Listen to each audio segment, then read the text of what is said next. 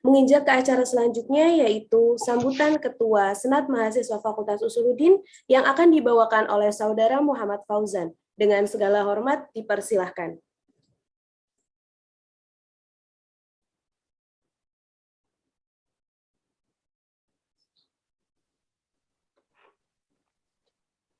Bismillah. Suaranya kedengaran, Intan? Kedengaran, Kak? Ya, Bismillah. Assalamualaikum warahmatullahi wabarakatuh. Waalaikumsalam warahmatullahi wabarakatuh. Alhamdulillah ya hamdi hamdan katsiran thayyiban mubarakan fi. Nahmaduhu wa nasta'inuhu wa nastahdi wa natubu ilaih wa la na'budu illa iyyahu wa natawakkalu alaih. Allahumma shalli wa sallim wa barik ala habibana wa nabiyyana Muhammad sallallahu alaihi wasallam wa ala alihi wa ashabihi wa dzurriyyatihi ila yaumin hadza wa ba'di. Terima kasih kepada Kak Intan sebagai moderator yang telah memberikan waktunya. Terima kasih juga buat pembicara yang mungkin sudah hadir juga di tengah-tengah kita dan para peserta webinar kali ini. Segala puji bagi Allah, dengan nikmatnya kita bisa berkumpul di acara yang insya Allah berguna untuk kehidupan kita nanti setelah ini. Jadi alhamdulillah mungkin Ane bakal ngejelasin sedikit webinar ini kita bakal ada apa aja. Jadi insya Allah ada 2 sesi diisi oleh pembicara-pembicara yang luar biasa. Ada Kak Anas, ada Kak Nuha. Beliau ini orang-orang hebat yang alhamdulillah mau berbagi ilmunya dengan kami-kami, dengan kita-kita ini.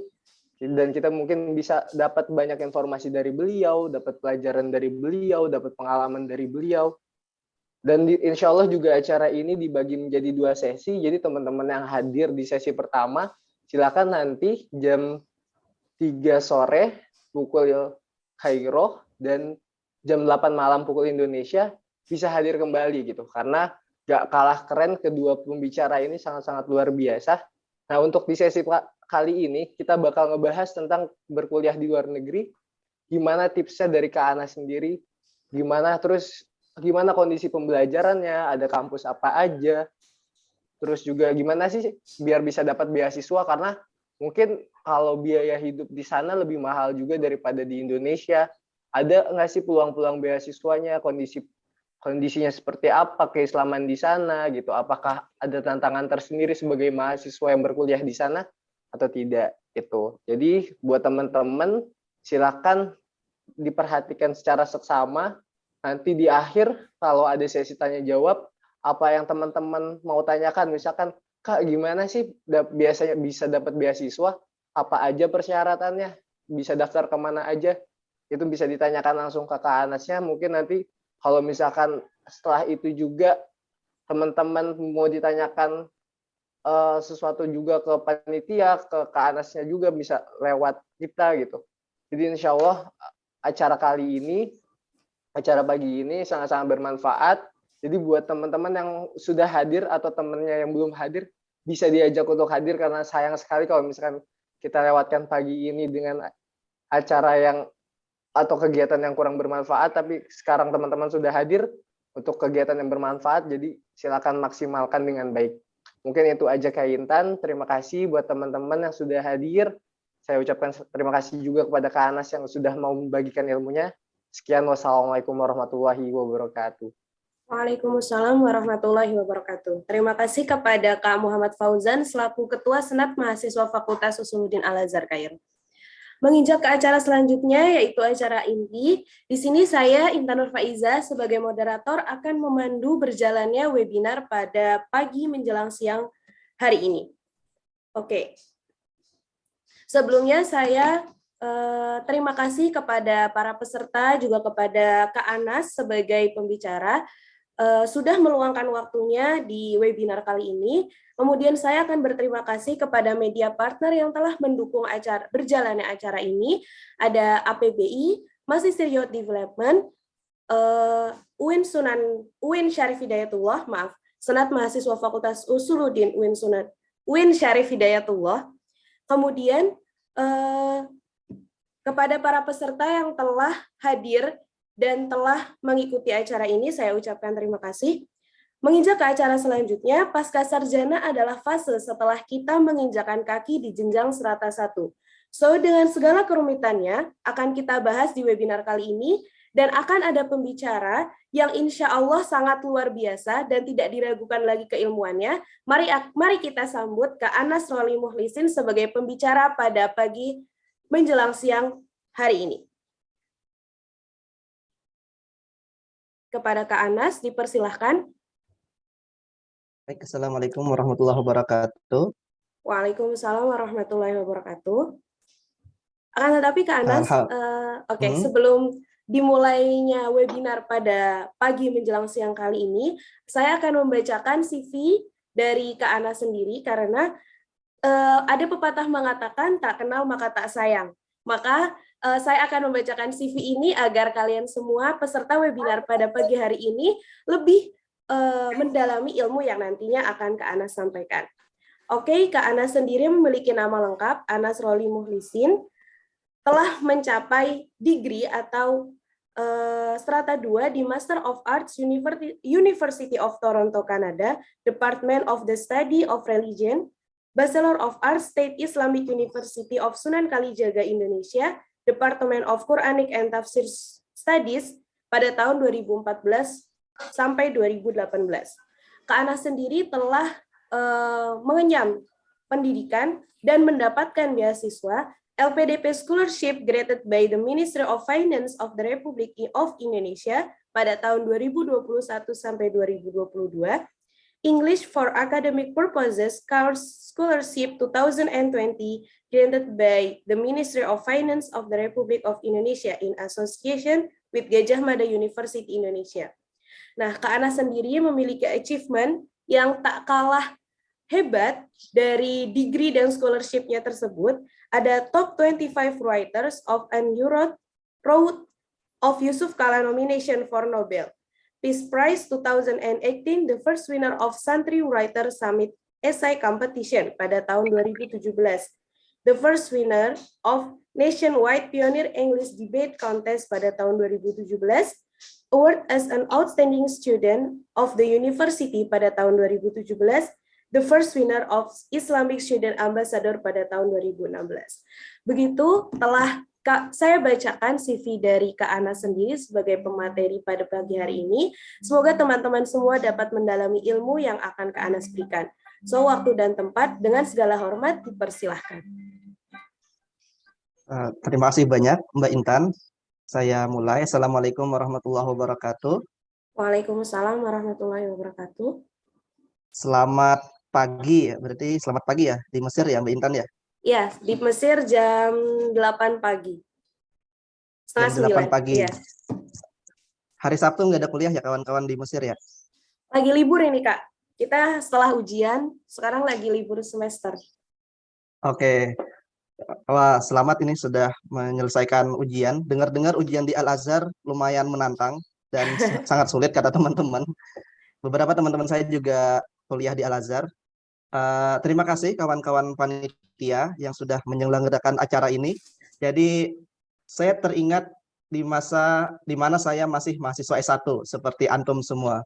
Jadi waktu saya kuliah S1 di UIN Jogja itu juga sering aktif ikut webinar, bukan webinar ya karena saat itu bukan online karena belum viral Zoom. Jadi saat itu saya masih mahasiswa S1 di Jogja.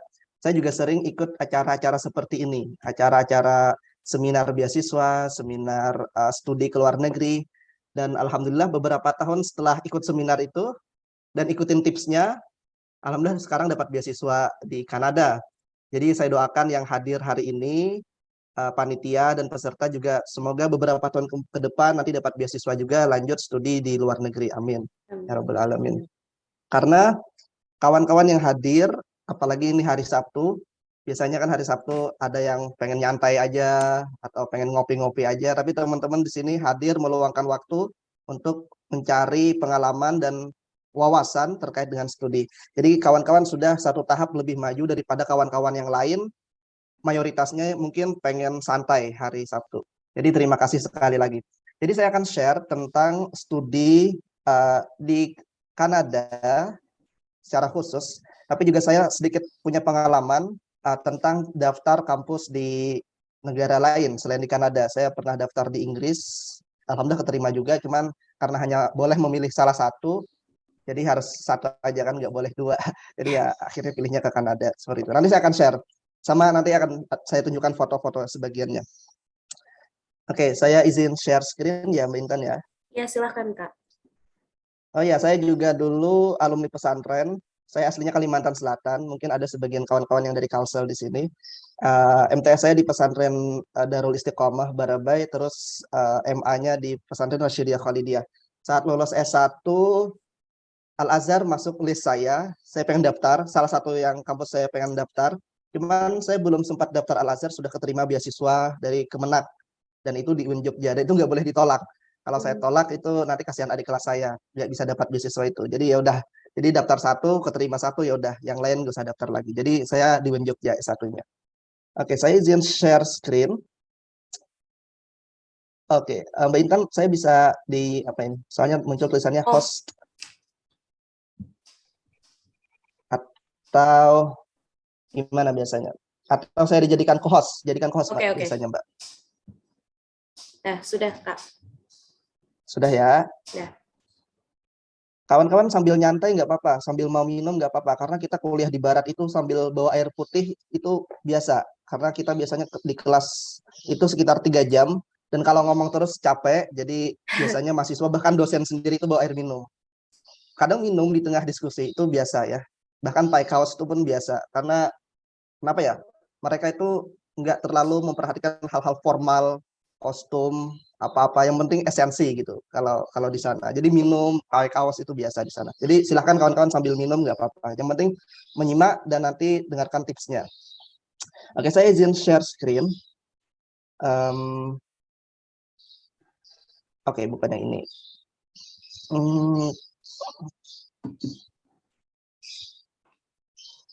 Sudah kelihatan ya Mbak Intan ya? Sudah Kak. Oke, jadi saya oleh panitia diminta untuk membahas ini, memilih kampus, program studi, dan beasiswa untuk kuliah di Barat. Juga mungkin nanti gambaran di kelasnya itu seperti apa. Oke, ini poin-poin yang diminta.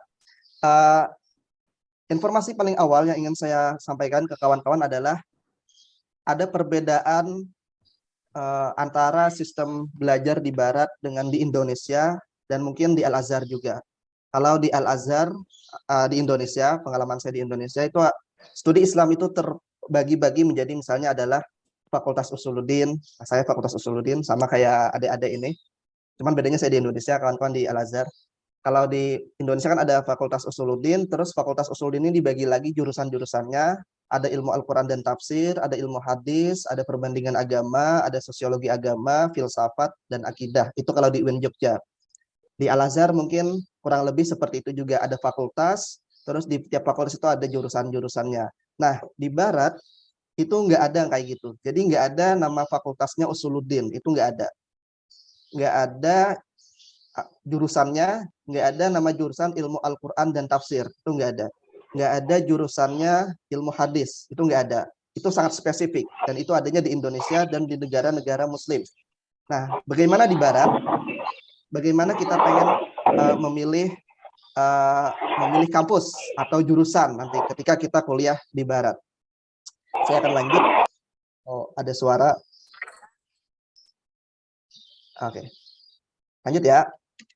Nah, di Barat untuk studi Islam, sebagian kampus itu nama jurusannya adalah ada kata-kata Islamiknya. Misalnya di McGill, Institute of Islamic Studies. Jadi ada kata-kata Islamic Studies-nya. Jadi nggak ada usuluddin, nggak ada syariah, nggak ada dakwah, tapi nama besarnya adalah Islamic Studies. Ini contohnya adalah di McGill. Terus contoh lainnya adalah jurusan, ini jurusan ya, Islamic Studies and History. Ini di Oxford. Terus ada juga di Inggris Islamic and Middle Eastern Studies, kajian Islam dan kajian Timur Tengah. Itu misalnya di Edinburgh.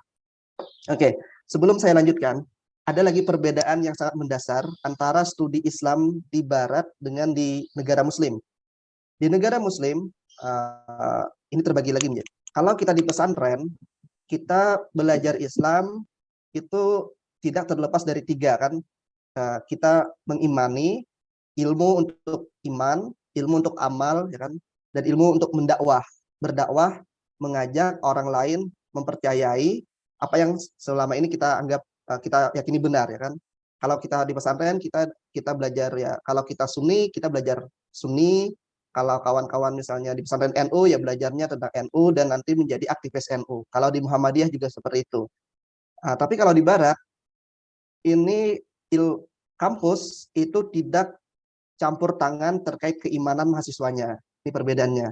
Jadi di kampus di Barat itu yang dipelajari hanya ilmu, tok, pengetahuan aja. Sedangkan iman dan amal itu menjadi tanggung jawab pribadi masing-masing. Karena kita udah dewasa, kita bisa milih sendiri gitu kan ya. Tapi kalau di Indonesia mungkin di UIN itu kita belajar tujuannya untuk beriman, beramal, dan kita bisa berdakwah. Itu tidak terpisah kalau di konteks pesantren di Indonesia. Dan mungkin Mahat Ali juga. Tapi kalau universitas di Indonesia nggak semuanya seperti itu juga. Jadi kalau di Barat sekali lagi titik tekannya adalah pengetahuan saja.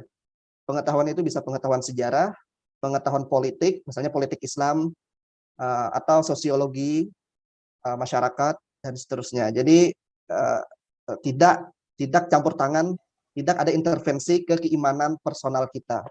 Itu perbedaannya. Jadi mengapa dosen-dosennya ada yang non-muslim? Karena yang mereka ajar adalah pengetahuan, bukan keimanan, bukan amal, bukan dakwah. Jadi misalnya mereka ahli sejarah Islam, misalnya di Baghdad abad ke-9 itu ada perdebatan misalnya Al-Jahiz, misalnya dengan dengan misalnya Imam Ahmad bin Hambal dan seterusnya. Jadi mereka mengetahui itu sebagai pengetahuan. Mereka ada curiosity, pengetahuan. Jadi itu perbedaan yang paling mendasar. Nanti teman-teman bisa bertanya seperti itu nggak apa-apa. Karena saya juga dulu nggak paham. Sama saya nggak paham kalau lulusan pesantren. Saya berpikir ngapain belajar Islam kok ke Barat, bukannya harus ke Timur Tengah. Islam itu muncul di Timur Tengah, ulamanya banyak. Itu pikiran saya lulus pesantren, tapi setelah saya S1 di UIN Jogja, saya diajar oleh lulusan dari Barat, ternyata saya paham, ternyata ada perbedaan yang sangat mendasar. Jadi nggak usah dipertentangkan sebenarnya, karena kita bisa mengambil beberapa pengetahuan dari Barat untuk agama Islam itu juga bisa. Ada yang bisa diambil, itu ada juga yang bisa difilter. Nanti kita bisa diskusi itu. Oke, kita kembali ke topik cara memilih jurusan. Lagi-lagi tidak ada namanya usuluddin, tidak ada namanya syariah, jadi namanya adalah Islamic Studies. Tapi nggak semua kampus ada nama jurusan Islamic Studies. Seperti contoh di kampus saya, University of Toronto, itu nama jurusannya adalah Religious Studies, studi agama.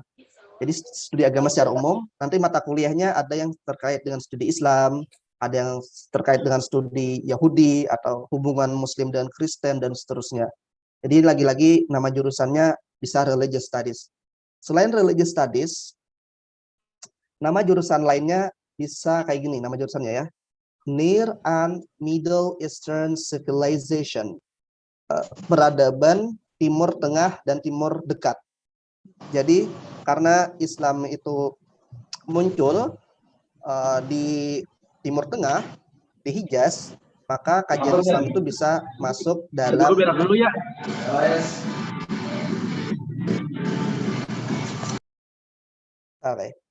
Jadi studi Islam itu bisa masuk di kajian Timur Tengah. Nanti tinggal mata kuliahnya. Nanti saya akan jelaskan mata kuliahnya seperti apa. Misalnya di Universitas Toronto. Jadi di Toronto di Kanada itu, kalau antum pengen belajar studi Islam bisa di dua jurusan, bisa di Religious Studies ini seperti saya, atau di Near and Middle Eastern Civilization. Selain tiga ini, biasanya juga bisa belajar di jurusannya adalah Theology atau Divinity School, atau bahasa Arabnya ilahiyat ya kalau Divinity itu. Jadi bisa belajar di sini juga. Atau bahkan beberapa mahasiswa Indonesia yang studi Islam di Barat itu bukan belajar di jurusan ini. Ini kan masih ada kaitannya dengan studi agama ya. Religious Studies itu studi agama, Middle Eastern Civilization, peradaban Timur Tengah, Divinity School itu ilahiyat, jadi masih ada kaitannya dengan konteks agama. Tapi ada juga yang belajarnya di jurusan-jurusan umum. Misalnya di jurusan law, hukum, history, sejarah, area studies, ini kajian area, misalnya area Asia Tenggara, Nanti di Asia Tenggara itu kan ada Muslimnya, ada di Indonesia adalah Islam terbesar, itu bisa dipelajari, atau sosiologi, antropologi, politik dan lain-lain. Termasuk Habib Ismail Fajri Al-Attas, orang Indonesia Muslim yang sekarang ngajar di New York, itu beliau kajiannya sosiologi dan beliau meneliti Habib Lutfi bin Yahya dan komunitas Habib Lutfi di Pekalongan. Jadi kawan-kawan yang pengen belajar studi Islam itu bisa di jurusan apa aja sebenarnya. Ya mesti harus studi agama. Tergantung minatnya kawan-kawan itu di mana. Apakah hukum, sejarah, sosiologi, antropologi, atau area studies. Mengapa bisa seperti ini? Mengapa di Barat itu meskipun jurusan kita beda-beda, kita bisa belajar Islam, tergantung minat kita, karena ini juga perbedaan sistem di Barat ya. Karena di kampus Barat, kita boleh mengambil mata kuliah lintas jurusan.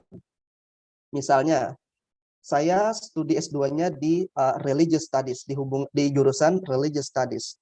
Saya boleh ambil mata kuliah di teologi. Saya boleh ambil mata kuliah di Near and Middle Eastern Civilization. Saya boleh ambil mata kuliah di jurusan sejarah. Ini perbedaan yang mencolok, karena di Indonesia, di UIN, itu tidak bisa. Kalau saya mahasiswa Usuluddin, saya tidak bisa ambil mata kuliah di Fakultas Syariah. Saya nggak bisa ambil mata kuliah di dakwah dan seterusnya, karena ribet administrasinya kalau di UIN Jogja. Saya nggak tahu di Mesir bagaimana, tapi kalau di Indonesia itu nggak bisa. Tapi kalau di Barat itu bisa. Makanya ada teman saya, dia ambilnya jurusan sejarah, tapi dia meneliti sejarah Islam di India. Jadi lagi-lagi bisa dikaitkan dengan studi keislaman di jurusan apa? Karena kebebasan, kita boleh ambil mata kuliah di mana aja gitu. Jadi kalau kawan-kawan suka belajar itu enak sekali, tinggal ambil mata kuliah sini, yang penting kuat aja gitu ya, yang penting kuat aja. Tugasnya banyak, tugasnya banyak itu masalah. Ini perbedaannya. Oke, saya lanjut. Termasuk beberapa pemikir atau cendekiawan Muslim di Indonesia itu lulusannya kadang lulusan hukum ya. Misalnya ada banyak lah, nanti aja. Saya lanjut aja. Terus bagaimana kita, misalnya nanti teman-teman sudah selesai S1 di Al-Azhar, pengen lanjut studi ke Barat, bagaimana kita cari tahu program studi yang sesuai dengan minat kita. Karena tadi banyak kan, bisa di Religious Studies, bisa di Near and Middle Eastern, bisa di Law, Politics, Antropologi, dan seterusnya. Terus bagaimana kita bisa cari tahu mana sih yang cocok sama kita, sama minat studi kita. Cara mudahnya adalah melihat profesor. Siapa di kampus itu profesornya. Karena biasanya profesor itu akan menentukan mata kuliah. Maksudnya seperti ini. Kalau di kampus A ada profesor yang ahli sejarah Islam, maka pasti ada mata kuliah sejarah Islam di kampus itu. Tapi kalau di kampus itu misalnya tidak ada profesor yang ahli di bidang studi hadis, maka mata kuliahnya tidak ada juga studi hadis. Jadi mata kuliah di kampus Barat itu tiap tahun bisa berubah. Nah ini juga perbedaan dengan di Indonesia. Kalau di Indonesia itu kurikulumnya udah tetap, tahun ini seperti ini, tahun depan mahasiswa semester 2 udah seperti ini, semester 3 seperti ini. Jadi kita cuma bisa lihat mata kuliah setahun sebelumnya. Tapi kalau di Barat itu tiap tahun bisa berubah. Tergantung profesornya ada atau tidak. Karena profesornya itu meskipun kadang ngajar, kadang dia ada riset misalnya ke negara lain, ke kampus lain, akhirnya dia nggak ngajar. Kalau dia nggak ngajar berarti mata kuliahnya nggak ada. Jadi mata kuliah di Barat itu mata kuliahnya bisa berubah setiap tahun tergantung ketersediaan pengajar. Saya akan kasih contoh. Mata kuliahnya di kampus saya di Toronto itu berubah-ubah setiap tahun. Nah ini saya contohkan yang tahun ini aja. Ini adalah mata kuliah yang ditawarkan di studi agama. Jadi semesternya itu disebut dengan musim ya, musim fall, musim gugur, sama musim winter. Ini mata kuliah di musim gugur, ada PhD Method and Research and Theory. Jadi mahasiswa baru itu biasanya diajarkan metodologi penelitian dan riset. Jadi fokusnya adalah riset. Ini ada Jewish Studies, ada Early Christianity, ada Trauma Healing, ada Muslim Material Cultures, Wisdom and Second Temple Judaism, Readings in Sanskrit Philosophy, Post-Secular Political Thought. Nah, tahun ini itu nggak ada nama mata kuliahnya. Yang tahun lalu ada ya, tahun lalu pas saya masuk itu ada nama mata kuliahnya adalah Islamic Studies Gateway Seminar. Jadi tahun lalu itu ada mata kuliah ini, pas saya mahasiswa baru. Tapi tahun sebelumnya itu nggak ada. Tahun sekarang itu juga nggak ada. Kenapa? Karena pas saat ini profesornya itu sibuk kerjaan yang lain ya. Jadi tiap tahun bisa berubah. Nah, karena tahun pas saya masuk itu ada jurusan ini, ada mata kuliah ini, mohon maaf. Jadi ada beberapa mahasiswa S3 itu gabung ke kelas kita. Karena pas mereka masuk itu nggak ada mata kuliahnya. Jadi mereka gabung. Jadi lagi-lagi mata kuliah di Barat itu bisa berubah tiap tahunnya. Tapi teman-teman jangan khawatir, di website kampus itu biasanya ada arsipnya. Misalnya tahun 2019 apa aja mata kuliah yang ditawarkan, 2020 apa aja, dan seterusnya. Jadi bisa lihat-lihat di website kampusnya. Yang penting bisa bahasa Inggris. Nah itu poin paling utamanya ya. Nah ini contoh. Terus semester nanti ada mata kuliah The Quran and its Interpretation. Ini semester musim dingin nanti. Terjemahannya adalah Quran dan tafsir ya. Jadi kalau kita perhatikan di sini ada studi tafsir. Kalau teman-teman studi tafsir, maka bisa belajar di mata kuliah The Quran and its Interpretation. Karena ada profesornya. Profesornya ahli di bidang ini. Namanya Profesor Walid Soleh, orang Lebanon, Muslim, ngajar ini. Tapi kalau teman-teman perhatikan, di sini nggak ada studi hadis, nggak ada studi hukum, karena memang nggak ada profesornya di bidang itu. Oke, ini kita kembali ke PPT. Saya lanjut ya, nanti kita bisa tanya jawab nanti. Jadi mata kuliahnya itu bisa berubah-ubah tergantung dosen dan profesor. Nah, misalnya nih teman-teman pengen mencari tahu siapa aja sih profesor di bidang kita, atau misalnya saya Usuluddin dan saya concernnya ke hadis. Siapa sih profesor yang ahli di bidang hadis di Barat? Cara mencarinya, kalau tips dari saya itu adalah salah satunya adalah lihat artikel jurnal. Biasanya kan di jurnal itu ada nama penulisnya. Misalnya jurnal hadis, itu siapa penulisnya, pasti beliau ahli di bidang itu. Atau buku semacam handbook, misalnya contohnya adalah studi Quran. Misalnya Oxford Handbook of Quranic Studies. Kenapa kita lihat buku ini? Karena biasanya buku ini adalah kumpulan tulisan dosen-dosen dari berbagai macam kampus yang memiliki minat studi di studi Quran. Sebagai contoh, ini saya tampilkan contoh aja. Nah, kelihatan ya? Kelihatan Bintan? Kelihatan ya? Oke. Iya, kelihatan. Nah, ini judulnya adalah Oxford Handbook of Quranic Studies. Ini untuk studi Quran. Kita lihat aja nama-nama siapa penulisnya dalam buku ini. Itu pasti mereka profesor di bidang studi Quran. Editornya juga ya. Editornya di sini adalah Mustafa Shah. Ini kalau nggak salah orang India dan ngajar di Inggris. Saya lupa nama kampusnya. Cuman dia ngajar di Inggris. Jadi kalau kawan-kawan pengen ke Inggris bisa belajar di Mustafa Shah. Tinggal cari dia kampusnya ngajar di mana. Atau Muhammad Abdul Halim.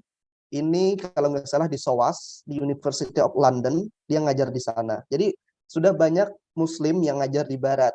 Ini beda sama beberapa tahun atau beberapa dekade sebelumnya. Sekarang sudah banyak migran yang ke Barat, terus mereka belajar di Barat, pendidikannya, akhirnya mereka jadi orang pinter, terus jadi orang pinter jadi dosen. Termasuk dosen saya itu juga orang Turki sama orang Lebanon. Nah, ini contoh ya. Terus teman-teman biasanya lihat di list of contributors. List para penulis dalam buku ini. Itu biasanya adalah profesor yang bidangnya adalah Quranic Studies. Ini saya kasih contoh. Nah, di sini. Nah, ini nama-namanya. Kayak tadi Muhammad Abdul Halim, dia di SOAS. SOAS itu di London. Atau siapa ini, ada banyak sekali nama-namanya. Tinggal cari. Dosen saya itu mana ya? Dosen saya ini dosen saya namanya Walid Soleh. Dia adalah profesor studi agama di University of Toronto dan bidangnya adalah studi tafsir. Nah, ini tadi yang Mustafa Syah. Dia di SOAS juga ternyata. Nah, ini contoh bagaimana kita mencari profesor yang ahli di bidang kita. Banyak kok. Ini Sajjad Rizvi juga, ini masih muda. Dia ngajar di University of Exeter di Inggris. Oke, saya akan kembali. Jadi caranya mencari lewat handbook. Oke, next. Oke. Pertanyaan biasanya adalah bagaimana mendapatkan LOA. Kawan-kawan harus familiar dengan istilah LOA kalau mau studi ke barat. LOA itu singkatan dari Letter of Acceptance, surat kita diterima. Ada dua model, ada yang bersyarat, ada yang tidak bersyarat. Kalau yang bersyarat itu misalnya syarat bahasa kita belum memenuhi standar mereka. Misalnya mereka minta IELTS-nya 7, kita baru misalnya mengirim 6,5. Daftar aja nggak apa-apa, tapi nanti kita akan diterima secara bersyarat. Syaratnya misalnya kita dikasih waktu tambahan 1 bulan untuk memenuhi kemampuan bahasa Inggris kita. Jadi kita dikasih waktu 1 bulan, silahkan tes bahasa Inggris. Kalau skornya mencapai, maka akan berubah dari LOA bersyarat menjadi LOA tidak bersyarat. Kalau tidak bersyarat berarti teman-teman sudah diterima, tinggal datang ke kampusnya dan belajar. Harus familiar dengan istilah-istilah seperti ini. LOA conditional dengan LOA unconditional. Nah, bagaimana cara dapat LOA, surat keterima? Ini dalam konteks S2, kalau pengen S2, cara dapatinnya yaitu daftar kampus. Nggak ada cara lain selain daftar kampus. Maka pertanyaan selanjutnya adalah, bagaimana cara daftar kampus dan apa syaratnya? Cara daftar kampus, semuanya sistemnya online. Jadi teman-teman masuk ke website kampus, cari, terus daftar lewat sana. Biasanya bikin akun dulu. Bikin akun, terus kita upload semua berkas-berkas di sana, baru nanti diterima. Terus apa aja syaratnya? Bisa saya tunjukkan. Syarat daftar kampus. Nah, ini untuk contohnya adalah di University of Toronto tadi. Yang pertama adalah ijazah dan transkrip nilai yang sudah diterjemahkan ke bahasa Inggris. Jadi jika ijazah teman-teman nanti tentunya berbahasa Arab, itu harus diterjemahkan dulu ke bahasa Inggris dan harus terjemah tersumpah. Itu di Indonesia ada, atau dimanapun kayaknya ada. Selain itu adalah statement of purpose.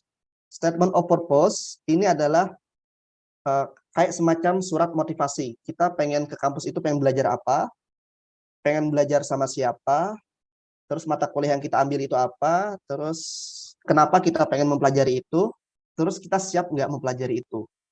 Jadi kita kayak berbicara tentang seperti itu. Biasanya ada contohnya. Di tiap kampus biasanya memberikan contohnya. Jadi tinggal ikutin formatnya. Kalau di Toronto itu 2 halaman dan berbahasa Inggris. Terus yang ketiga adalah CV. Jadi CV itu penting. Tapi yang diminta biasanya kalau S2 itu kan biasanya pengen menjadi peneliti atau cendekiawan, intelektual. Jadi CV-nya adalah CV yang berbau akademik. Berbau akademik itu maksudnya adalah isinya adalah background pendidikan kita, hobinya juga harus cari yang berbau akademik. Misalnya hobinya ya apa ya, menulis, membaca, misalnya ya, bukan ya kalau traveling ya nggak apa-apa traveling. Atau kalau mau nulis pengalaman menang lomba yang ditulis lomba berkenaan dengan akademik ya, lomba nulis, lomba presentasi, bukan lomba makan kerupuk misalnya, atau lomba balap karung, itu nggak usah ditulis ya. Jadi harus akademik. Nah, ini yang keempat, sampel tulisan, contoh tulisan berbahasa Inggris 20 halaman. Jadi saya menyarankan kawan adik-adik yang masih studi di Al-Azhar untuk melatih skill menulisnya.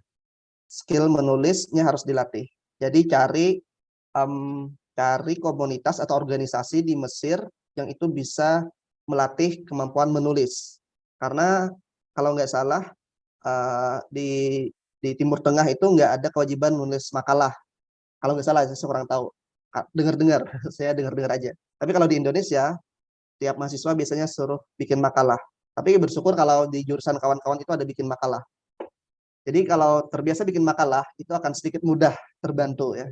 Kalau nggak terbiasa nulis makalah, maka saya sarankan ikut organisasi yang itu bisa melatih skill menulis. Karena menulis itu salah satu intinya, sampel tulisan. Terus yang kelima adalah surat rekomendasi ya, dari dosen.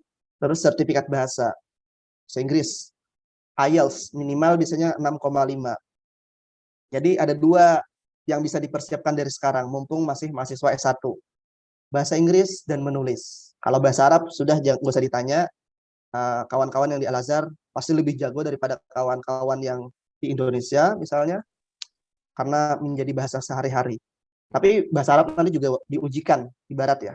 Nanti saya akan cerita itu. Jadi yang paling pertama sekarang bisa dilakukan adalah bahasa Inggris sama menulis. Bahasa Inggris dan menulis, bahasa Inggris dan menulis. Itu dulu.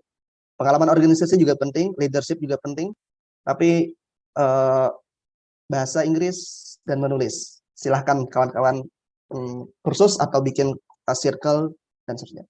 Oke, saya lanjut. Oke, saya akan bicara tentang beasiswa. Beasiswa ada banyak, tenang saja. Yang paling gede, yang paling booming di Indonesia adalah beasiswa LPDP dari Kementerian Keuangan, dan ini banyak, nggak ada kota khusus, jadi bisa yang layak bisa diterima, berapapun jumlahnya yang layak selama dia layak. Dan LPDP, saya LPDP-nya jalur santri, jadi LPDP itu banyak jalurnya, silahkan nanti teman-teman pelajari LPDP. Jadi jalur santri itu syaratnya lebih mudah daripada jalur umum. Kalau jalur umum biasanya skill sertifikat TOEFL-nya harus sekian, tinggi berapa ratus. Kalau LPDP santri itu berapa ya saat itu ya, saya lupa. Jadi saya lewat jalur santri karena saya habis S1 pernah ngajar di pesantren, dan itu diperuntukkan bagi siapa saja yang di pesantren ya. Jadi kalau teman-teman pengen LPDP santri setelah dari Al-Azhar, silahkan mengajar dulu di pesantren berapa waktu gitu. Nanti minta surat rekomendasi dari kiai pesantren. Nah, setelah dapat LPDP, nah ini enaknya LPDP santri ya, sama LPDP jalur lain. Ada jalur daerah tertinggal, dari prasejahtera. Prasejahtera itu maksudnya adalah dia dari keluarga yang kurang mampu, bukan PNS orang tuanya, itu bisa daftar jalur itu. Atau dari Indonesia Timur, dari Papua misalnya, dari mana gitu. Jadi yang LPDP afirmasi, itu nanti setelah lolos LPDP akan diajarkan bahasa Inggris. Nah ini, saya termasuk itu, saya dapat LPDP, tentu bahasa Inggris juga ya di awal ya, sebagai syarat awal dulu, tapi setelah itu dilatih 4 bulan IELTS di kampus UGM saat itu. Jadi habis dapat LPDP, saya dilatih lagi bahasanya sama UGM, dikasih duit, lumayan banyak. Terus setelah itu baru daftar kampus, keterima, tinggal berangkat. Nah, itu enak sekali LPDP. Silakan teman-teman persiapkan LPDP. Kalau nggak mau LPDP, bisa Chevening di UK, atau Fulbright di Amerika, atau Australian Award Scholarship di Australia, atau bagi yang suka jalan-jalan bisa di Erasmus. Erasmus ini beasiswa di Eropa. Ini bagi S2, S2 kan 2 tahun ya.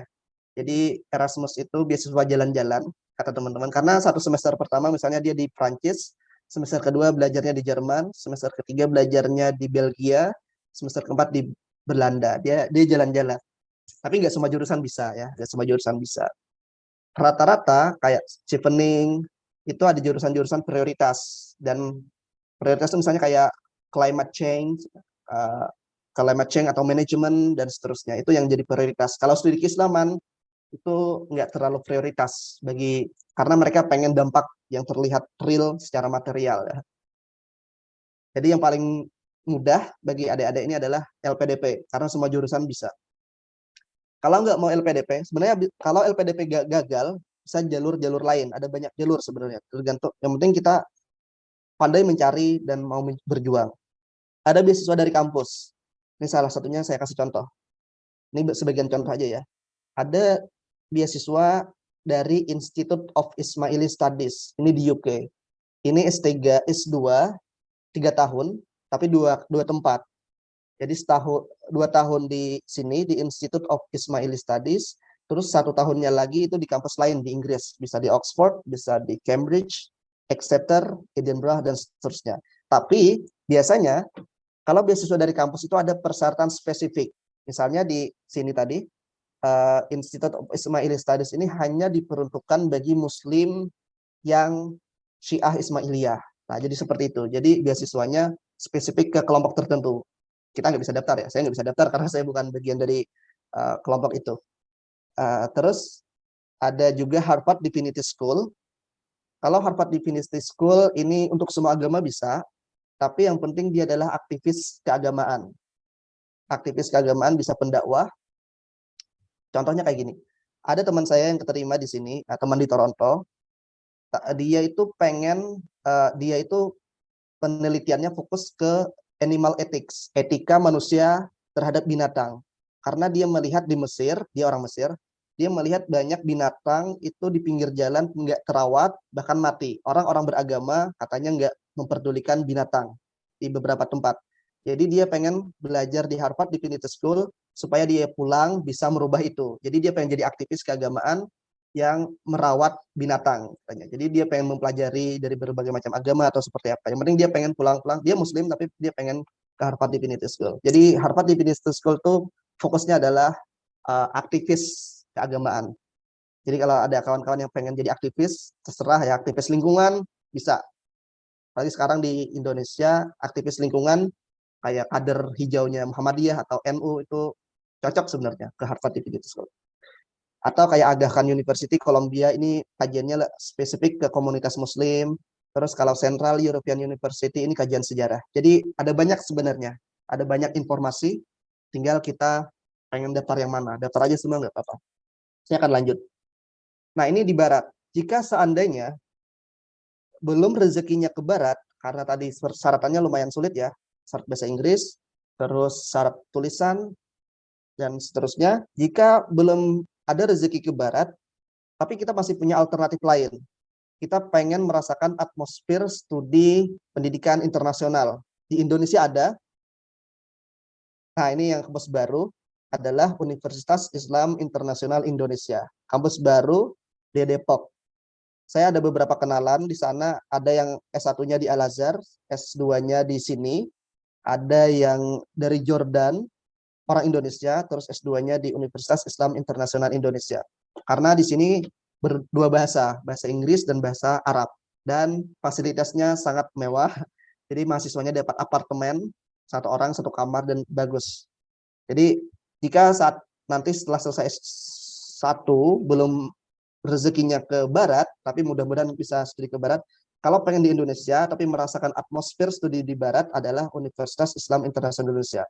Sebagian dosennya atau biasanya adalah dari Barat, tapi ada juga beberapa dari Timur Tengah, dari Maroko misalnya ngajar online. Itu kalau mau di UIII, sulit namanya. Atau kalau nggak mau di situ, bisa di CRCS OGM, Cross Cultural and Religious Studies. Ini studi agama dan studi budaya. Ini juga pengantar kuliahnya juga berbahasa Inggris. Jadi untuk membiasakan bahasa Inggris dulu, nulis bahasa Inggris, diskusi bahasa Inggris, nanti setelahnya S3 baru ke Barat, misalnya seperti itu. Ada kenalan kita kayak gitu, S1-nya dia di Timur Tengah, S2-nya di CRCS UGM, baru S3-nya ke Barat, karena merasa sudah lebih siap. Ini plan B aja ya. Terus yang bagus juga, nggak di Indonesia, tapi di Qatar, di Hamad bin Khalifa University, jurusannya macam-macam, ada fikih, ada Islamic Studies, dan di kampusnya itu juga ada yang berbahasa Inggris, ada yang berbahasa Arab. Jadi kalau pengen berbahasa Inggris, dan beberapa dosennya juga bule, kalau nggak mau di Barat, nggak mau di Indonesia, bisa di Qatar. Nanti silahkan searching. Oke, saya akan lanjut satu slide lagi sebelum nanti tanya jawab. Ada perbedaan, ini juga gambaran ya. Ini tentang S3, ini sekelas tentang S3. Ada perbedaan antara S3 di Amerika, US, sama di Eropa. S2-nya juga berbeda. US ini termasuk Kanada ya. US dan Kanada itu sistem pendidikannya mirip. Sedangkan Eropa, Inggris, Prancis, Belanda itu beda dengan US. Nanti kan pembicara kedua adalah dari Inggris ya. Nanti sistem pendidikan kita S2 dan S3 di sana itu beda dengan Kanada dan Amerika. Saya akan mulai dari perbedaan S2 ya. Ada teman saya S2 sesama alumni UIN Jogja, S2 di Birmingham di Inggris, saya di Kanada. Salah satu perbedaannya ada di segi bahasa. Kalau di Kanada, kita kalau studi Islam ya, wajib bisa bahasa Arab. Kalau yang di Kanada, McGill, Toronto, kampus-kampus di Amerika. Jadi kita nggak bisa nulis tesis, tugas akhir, kalau kita nggak lolos ujian bahasa Arab. Itu di Toronto. Tapi bersyukur sekali kawan-kawan yang di Al-Azhar, karena bahasa Arabnya udah pasti jago sekali. Jadi pasti lolos ya. Tapi kan teman saya yang di Inggris itu nggak ada kewajiban harus ujian bahasa Arab dulu. kalau nggak lolos nggak boleh nulis tesis. Tapi teman saya nggak ada karena dia di Inggris beda sistemnya ya. Dan di Kanada itu kalau studi Islamnya nggak mesti harus bahasa Arab. Bisa bahasa Urdu, bisa bahasa Persia, bisa bahasa Turki. Yang penting itu studi Islam ya. Jadi kita bisa milih. Kalau saya milihnya bahasa Arab karena nggak bisa bahasa Persia. Bahasa Arab ya karena bekal dari pesantren dulu aja. Jadi seperti itu. Nah itu S2. Kalau S3 lebih ngeri lagi di Amerika. Karena biasanya minta 2 bahasa selain bahasa Inggris ya. Biasanya mahasiswa studi Islam itu kalau nggak pertama ambil bahasa Arab dulu, kedua itu biasanya dipilihkan oleh dosen pembimbingnya. Bisa bahasa Prancis, bisa bahasa Jerman, bisa bahasa Persia, atau terus yang lain-lain, tergantung penelitian kita bidangnya apa. Jadi di Amerika itu harus lulusan S3-nya biasanya bisa 2 bahasa itu, Arab sama yang lainnya. Tapi kalau di Eropa itu nggak ada kewajiban itu, karena biasanya S3 di Eropa itu dia langsung fokus penelitian sama dosen pembimbing. Jadi kalau dia neliti Indonesia ya udah Indonesia aja, nggak usah dia harus tes bahasa Arab, nggak usah dia tes bahasa Prancis. Itu di Eropa. Makanya di Eropa itu nih kalau antum bisa lihat time to degree, waktu selesai S3 di Eropa itu 3-4 tahun itu udah bisa selesai. Karena dia fokus penelitian saja sama dosen pembimbing. Tapi kalau di Amerika itu bisa 5-6 tahun. Karena dia lebih sulit, lebih kejam sebenarnya. Nah, tapi ini gambaran aja ya. Jadi nanti yang mungkin mbaknya yang S2 di Inggris, nanti yang pembicara malam, mungkin dia tidak ada ujian bahasa Arab atau bahasa lainnya S2-nya. Tapi kalau di Kanada itu wajib. Karena Kanada, Amerika itu dia sangat fokus ke kajian teks. Sangat fokus ke kajian teks. Jadi kita harus bisa baca teks. Ya macam-macam lah. Nanti kita akan cerita itu. Oke. Nah ini di Amerika juga. Kalau di Amerika itu teaching, biasanya mahasiswa S3 disuruh ngajar bule. Tapi kalau di Eropa itu rata-rata nggak ada suruh ngajar. Dia fokus penelitian aja. Nah ini perbedaannya ya. Tapi kelebihannya kalau di Eropa ya bisa lebih cepat. 3-4 tahun selesai S3. Nggak usah lama-lama. Tapi kalau di Amerika, dia sistemnya emang kejam. Kadang ada yang nggak sampai selesai ya. Dia 2 tahun di Amerika pulang. Ya itu tergantung teman-teman pengennya kemana. Nah, ada sedikit foto, nanti kita bisa foto-foto beberapa kegiatan di Kanada. Nanti habis itu kita bisa tanya jawab. Ini biasanya anak-anak muda suka lihat foto karena biasanya lebih langsung kena gitu ya. Ini musim salju. Nah, ini sama istri saya. Istri saya juga dapat LPDP, cuman dia di UGM. Terus dia nyusul. Terus ini di Toronto, musim salju. Terus ini di Toronto. Ini beberapa bangunan kayak gini. Kalau di bawah ini gedung perpustakaan. Kata teman-teman, gedung perpustakaannya kayak unta. Jadi ini kepalanya, terus ini pundaknya kata teman-teman. Tapi emang lengkap ya fasilitas ya. Bahkan bisa tidur di sana kalau masa-masa ujian. Bahkan kalau S3 itu biasanya dapat ruangan khusus per orang di perpustakaan. Tapi kalau S2 enggak. Nah, kalau ini 2 foto ini daun-daunan itu berubah. Berganti musim berubah warnanya. Kalau nggak salah ini musim waktu merah-merah itu dia musim gugur. Terus musim semi dia berubah cherry blossom jadi ungu keunguan gitulah. Nah, ini sebagian foto-foto di sana aja. Tapi ini hanya sedikit hadiah aja, hadiah studi ya. Jadi studinya di kelasnya lumayan berat, habis itu jalan-jalan. Terus di kelas itu kalau S2 biasanya lebih banyak nulis dan diskusi. Nulis itu bisa reading respon. Jadi kita misalnya pertemuan depan dikasih 4 teks jurnal, kita suruh baca, terus kita suruh respon dalam bentuk tulisan. Dan di kelas biasanya diskusi. Dan bahkan, ini sedikit gambaran, teman-teman sekelas saya, banyak yang dari Timur Tengah. Ada yang dari Beirut, ya Lebanon ya, ada yang dari Yaman, ada yang dari Pakistan. Jadi banyak juga, nggak cuma Indonesia yang belajar Islam di Barat, tapi juga banyak dari Timur Tengah, tapi dari bule juga ada. Dan bahkan beberapa dari Timur Tengah ini bahasa Inggrisnya lebih bagus daripada bahasa Inggris saya dan kawan-kawan dari Indonesia. Saya nggak tahu kenapa, apa pengajaran di Timur Tengah lebih bagus bahasa Inggrisnya sehingga bahasa Inggrisnya lebih bagus. Saya nggak tahu. Tapi banyak juga dari Timur Tengah yang belajar dan bahkan jadi dosen di sana. Saya rasa itu sedikit gambaran studi Islam di Barat. Saya kembalikan ke moderator. Silakan Anda jika ada pertanyaan. Wassalamualaikum warahmatullahi wabarakatuh. Waalaikumsalam warahmatullahi wabarakatuh. Terima kasih kepada Kak Anas atas materi yang sangat insightful. Saya kira teman-teman juga mulai terbuka wawasannya terhadap perkuliahan di Barat.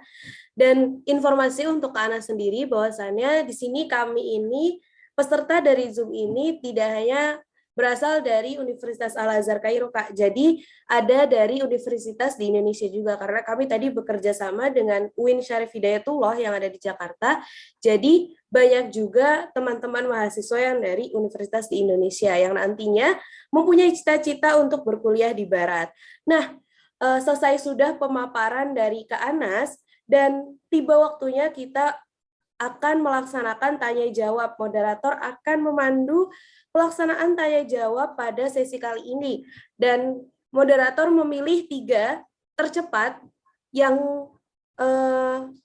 menggunakan raise hand. Nanti moderator akan izinkan untuk membuka mikrofonnya untuk langsung bertanya kepada Kak Anas. Baik, apakah ada yang ingin bertanya? Oke. Kepada saudara atau saudari Elsen Yohandi, dipersilakan untuk membuka kamera dan langsung bertanya kepada narasumber.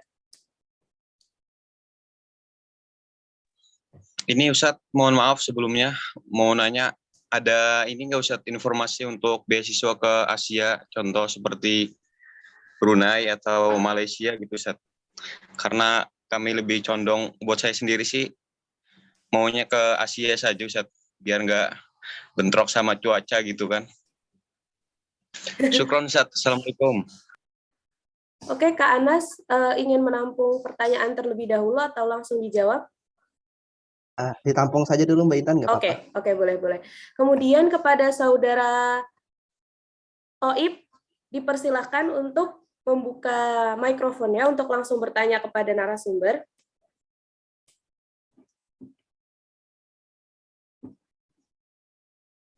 Apakah saudara Toib bisa membuka mikrofonnya? Belum tuh. Atau saya lanjut saja. Saya lanjut saja ke saudara Nuzul Fadli. Dipersilakan untuk membuka mikrofonnya untuk bertanya langsung kepada narasumber. Baik, terima kasih kepada moderator. Anda mohon izin kepada Ustaz Anas untuk bertanya. Kira-kira ketika kita ingin melanjutkan S2 gitu ya, khususnya di Amerika Serikat atau di Kanada tempat Ustaz Anas sekarang, itu kira-kira mental seperti apa yang mesti kita persiapkan dari sekarang gitu, Ustaz? Nah, terima kasih. Oke, baik. Kemudian satu pertanyaan lagi untuk sesi kali ini kepada saudara Muhammad Zaki. Dipersilakan untuk membuka mikrofonnya untuk bertanya kepada narasumber. Ya, mohon maaf sebelumnya. Tadi seperti yang dijelaskan untuk dengeran suaranya? Ya, kedengaran. Oh ya, seperti yang dijelaskan sama Kak Anas bahwa semuanya dipaparkan pendidikan ke Barat atau ke Amerika atau ke UK dan daerah Barat. Padahal saya pengen mengetahui pemaparan cara mendapatkan beasiswa itu sendiri, terutama Kak Anas yang dapat beasiswa LPDP itu. Terima kasih. Oke, terima kasih kepada para penanya yang sudah menanyakan pertanyaan-pertanyaan hebatnya kepada narasumber. Sekarang saya akan memberikan kesempatan kepada narasumber untuk menjawab satu persatu dari pertanyaan para penanya. Yang pertama tadi Kak, apakah ada beasiswa yang bertujuan ke arah Asia? Karena tadi saudara yang pertama tadi inginnya ke arah Asia karena tidak ingin bentrok dengan cuaca. Baik, boleh silakan dijawab oleh Kak Anas. Nah, terima kasih. Tentang beasiswa studi di Asia, LPDP itu bisa di semua negara. Jadi silahkan bisa daftar LPDP, pilih misalnya pengen Malaysia, bisa pilih ke sana. Soalnya ada teman saya sekarang S3 di Malaysia. Kalau nggak salah dia di University of Malaya. Tapi lagi-lagi LPDP itu tiap tahun dia bisa berubah ya. Maksudnya kayak gini. Jadi LPDP itu menulis list kampus mana saja yang kita bisa daftar. Misalnya di negara Amerika mana aja, terus di negara kawasan Asia apa aja. Dan itu tiap tahun bisa berubah. Saya nggak tahu kenapa, tapi kebijakan LPDP itu bisa berubah. Nggak cuma list kampus, tapi persyaratan daftar beasiswa LPDP itu tiap tahun berubah. Hari saya akan bahas itu di pertanyaan ketiga tadi. Nah, jadi silakan yang pengen ke Asia bisa lewat LPDP, tapi pastikan dulu apakah kampus yang dituju itu masuk dalam tujuannya LPDP. Kalau enggak, berarti harus cari beasiswa lain. Termasuk beasiswa Brunei, tiap tahun dibuka, tiap tahun kan buka. Adalah beberapa teman kita juga di sana. Silahkan yang pengen ke Brunei, cuman saya kurang tahu bagaimana sistemnya, karena nggak punya pengalaman di sana, tapi tiap tahun Brunei buka, Brunei Scholarship. Selain Brunei, ada India juga buka terus tiap tahun. Banyak juga kalangan santri yang ke India untuk studinya. Selain India, yang pengen daerah-daerah sini, Singapura juga ngasih beasiswa ya. Bahkan beberapa kampus di Singapura itu termasuk kampus yang paling bagus rankingnya secara internasional. Anggap contoh adalah National University of Singapore, itu termasuk yang paling bagus, dan itu dekat Asia dan cuacanya masih sama kayak di Indonesia, jadi nggak usah khawatir. Tapi kalau pengen merasakan cuaca yang berbeda, kedinginan, turun salju, ya kalau pas musim panas kepanasan, atau pas musim gugur, daun-daun berubah warnanya jadi merah, musim semi berubah juga, silahkan bisa ke negara-negara lain, termasuk ke Turki, bisa juga ke Turki ya, karena Turki kan perbatasan, dan beasiswa Turki juga tiap tahun dibuka. Jadi generasi kita itu punya banyak sekali pilihan beasiswa. Mau dari pemerintah Indonesia ada, mau dari pemerintah Turki ada, dari Brunei ada, dari Malaysia ada, bahkan Cina juga ada, bahkan kayak lembaga PBNU bekerjasama dengan beberapa universitas di Cina memberikan beasiswa, lembaga Muhammadiyah juga seperti itu. Jadi sekarang itu kayaknya banyak banget pilihan beasiswa, jadi nggak ada alasan nggak daftar. Maksudnya sudah sekian banyak dibanding generasi guru-guru kita. Kalau kita baca generasi guru-guru kita itu betapa sulitnya mereka dapat beasiswa karena beasiswanya terbatas. Misalnya baca kisah perjuangan Buya Syafi'i Ma'arif, atau siapa lagi, Sumanto Al-Qurtubi, terus baca profesor siapa yang di Indonesia, beliau-beliau sangat sulit sekali mendapatkan beasiswa karena terbatas. Kalau sekarang tuh banyak sekali, dari Indonesia ada, silahkan. Tergantung ya. Itu yang pertama. Jadi Asia ada. Termasuk Qatar kalau pengen ke Qatar. Saya punya pengalaman daftar di Qatar, keterima di Hamad bin Khalifa itu. Tapi bahasa Inggris juga diminta ya. Bahasa Inggris juga diminta, dan itu juga enak karena full fasilitas, apartemen dan seterusnya, tiket pesawat pulang pergi dapat ya. Itu ada banyak sekali. Jadi ada banyak, silahkan dicoba. Kalau mau ke Qatar tadi namanya adalah Hamad bin Khalifa University. Kalau mau di Indonesia ada kampus UII tadi itu apa? Mereka nyebutnya Triple IU ya. 3U. Universitas Islam Internasional Indonesia. Itu juga ngasih beasiswa buat S2, buat S3. Atau ada lagi program baru di Indonesia namanya adalah program PKU Istiqlal. Saya nggak tahu singkatannya apa. Kaderisasi ulama. Itu juga beasiswa dari pemerintah. Jadi kuliahnya 2. Ini buat S2 dan S3 ya. Jadi kalau antum sudah selesai Al-Azhar pengen di Indonesia, bisa di PKU itu. Jadi kuliahnya di PT IKI Jakarta, terus asrama, terus juga kuliah di Istiqlal. Jadi dua. Nanti gelarnya 2 kata mereka. Dan bahasa Arab dan bahasa Inggris juga jalan. Jadi ada banyak sekali beasiswa. Silakan nanti saya akan contohkan. Nanti saya akan cari list beasiswanya. Saya rasa itu ya. Oke. Mungkin sudah menjawab kepada penanya saudara Elsen Yohandi atas pertanyaannya.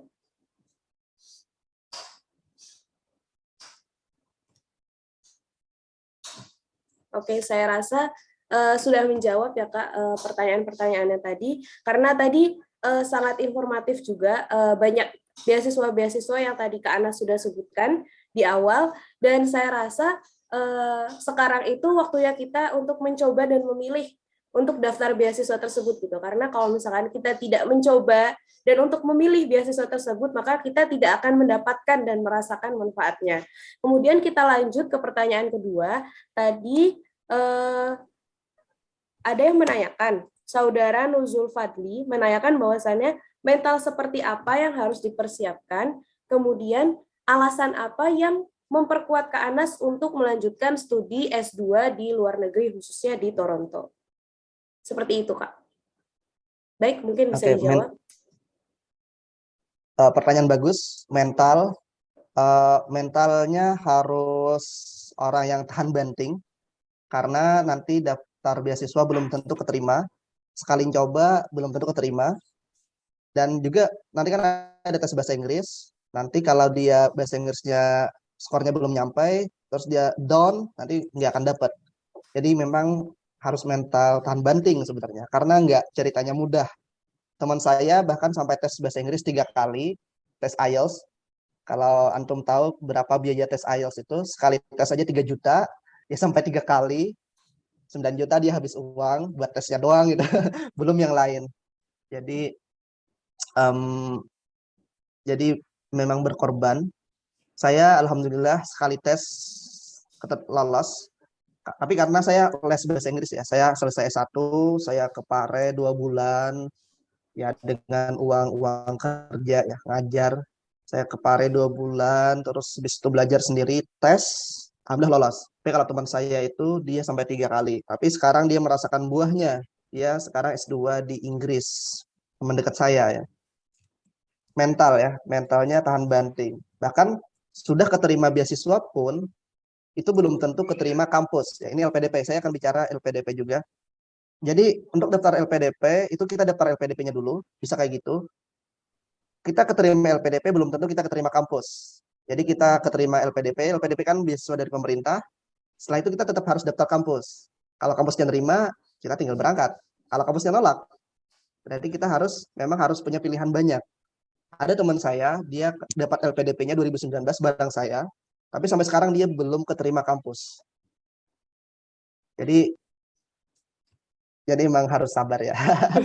mentalnya tuh tahan banting, sabar, telaten, atau ikutin ini aja, ikutin perkataan Imam Syafi'i aja, yang apa, lantana lal ilma illa bisitah, itu aja ya. Ada dirham, ada zakat, hirsun, ijtihad, dan seterusnya, itu semuanya berlaku. Jadi kita butuh duit, ya iya, untuk tes bahasa Inggris. Kita butuh tulus zaman, ya iya. Kita butuh sohbatul ustad ya, supporting system lah kalau bahasa sekarangnya. Ada dosen-dosen yang membantu, ada teman-teman. Jadi memang ini perjalanan yang cukup panjang, silahkan dinikmatin, tapi hasilnya akan terasa setelah itu. Akan bahagia, ada rasa bangga, ada rasa puas, ada rasa senang kita sudah berjuang selama ini dan keterima ya. Jadi tahan banting, mentalnya kayak gitu. Sabar, penting sabar, dan ini juga istiqomah. Kenapa istiqomah? Karena setelah lulus S1 itu banyak sekali ujiannya. Maksudnya cobaan yang mengalihkan pikiran kita. Uang, misalnya kalau udah pegang uang, udah banyak, adalah nggak usah lanjut kuliah, udah nyaman pegang duit. Salah satu cobaan. Terus cobaan lainnya misalnya sudah berkeluarga, apakah keluarga mendukung? Misalnya kita menikah nih, apakah pasangan kita mendukung untuk studi lanjut? Kalau enggak, ya udah. Banyak ya, beberapa teman saya yang pintar sejak S1 kurang konsisten di bidang ini. Sudah misalnya udah pegang uang, akhirnya menghilangkan, mengubur mimpi-mimpinya. Jadi ini perjalanan panjang, bagusnya ada teman. Karena kalau kita mau berjalan panjang, ada teman ya. Kalau mau berjalan cepat, silahkan sendiri. Tapi kalau mau berjalan panjang, harus ada teman. Kita pun dulu di UIN Jogja, kita bukan bikin circle, yang mau daftar LPDP, silahkan kita berkumpul, kita saling memotivasi bareng, karena ini perjalanan panjang. Jadi bagus sekali ini kabinet, silahkan setelah ini bikin circle, siapa yang pengen mendapatkan LPDP, ini perjalanan panjang, silahkan kita bareng-bareng mempersiapkan bahasa Inggris, mempersiapkan tulisannya, dan seterusnya. Jadi silahkan dinikmatin. Kembalikan ke Mbak Intan. Oke, terima kasih Kak Anas atas jawabannya. Jadi kita butuh support system ya Kak, kalau misalkan di kata orang-orang sekarang tuh kita butuh support system yang namanya teman, keluarga gitu. Karena ya memang tidak mudah gitu. Mungkin setelah S1 nanti ada yang mempunyai target menikah, berkeluarga, dan sebagainya. Akan tetapi yang namanya melanjutkan pendidikan atau belajar itu adalah kewajiban kita sebagai seorang muslim khususnya, seperti itu. Oke, kita lanjut ke pertanyaan ketiga. Tadi saudara Muhammad Zaki bertanya bahwasannya cara mendapatkan beasiswa LPDP itu sendiri seperti apa sih Kak? Mungkin tadi sudah dijelaskan sedikit dari menyiapkan berkas dan sebagainya, akan tetapi adakah hal lain yang menunjang agar kita itu dapat menerima beasiswa LPDP itu sendiri? Terima kasih, Kak. Oke, sebelum saya jawab, saya ingin share screen lagi.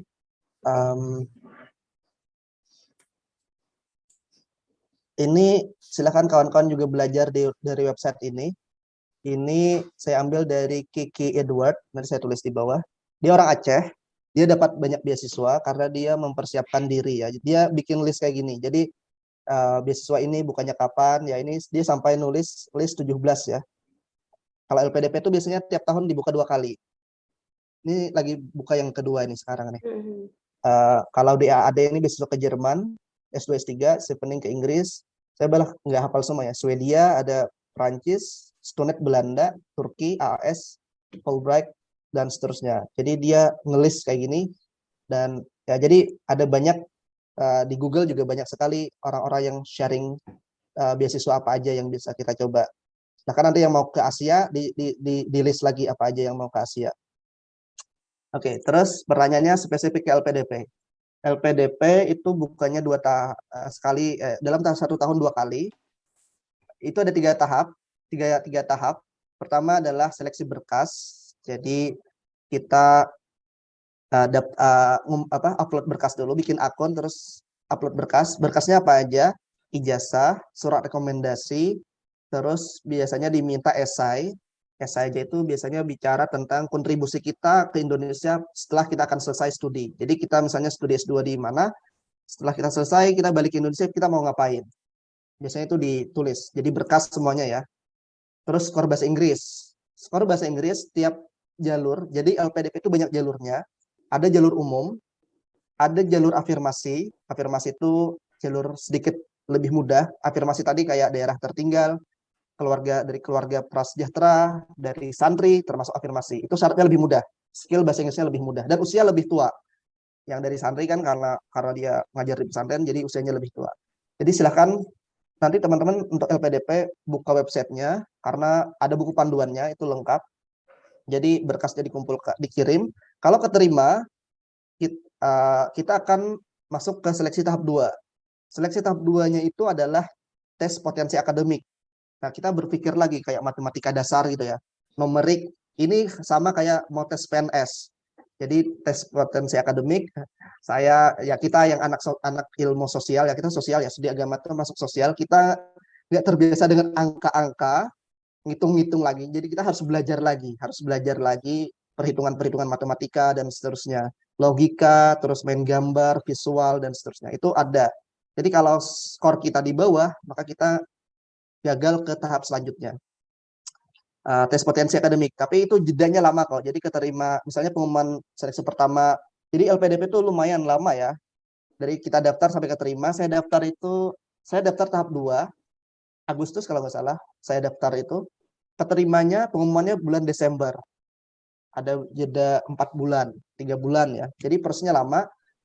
Pengumuman seleksi pertama, ke seleksi kedua itu ada 1 bulan. Jadi saya diterima lolos seleksi seleksi tahap awal, terus ke seleksi tahap 2 TPA itu saya punya waktu 1 bulan. Dah saya beli buku-buku TPA, saya download, belajar, ngitung-ngitung lagi gitu ya. Ngitung-ngitung. Selain tes potensi akademik, biasanya ada juga nulis esai ya. Jadi esai on the spot istilahnya. Jadi kita di depan komputer, tesnya ditentukan lokasinya di mana. Itu misalnya kita dikasih 1 tema, kalau tujuannya keluar negeri ya bahasa Inggris ya, kalau tujuannya dalam negeri bahasa Indonesia. Temanya misalnya adalah tentang, dan itu nggak sesuai banget sama background pendidikan kita ya. Temanya acak, jadi tiap orang bisa temanya beda-beda. Saya dapat kalau nggak salah tentang BPJS kalau nggak salah. Kan pernah ada kasus tuh BPJS. Ya ampun, nggak ngerti. Maksudnya kan bukan bidang saya gitu, bukan bidang kita. Tapi memang biasanya teman-teman ke tahap kedua itu biasanya baca-baca surat kabar, mengikuti isu terkini, karena LPDP kan pengen kita care terhadap Indonesia. Tapi itu ya yang penting bisa nulis esai ya. Itu ke tahap ketiga itu ada jeda 1 bulan lagi wawancara.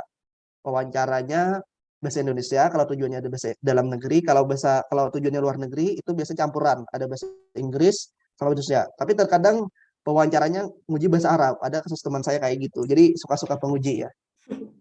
Jadi setelah itu setelah keterima LPDP masih panjang tahapannya. Nanti ada istilahnya persiapan keberangkatan. Nanti kalau kita jalurnya santri atau afirmasi lainnya, kita ada pelatihan bahasa 4 bulan lagi.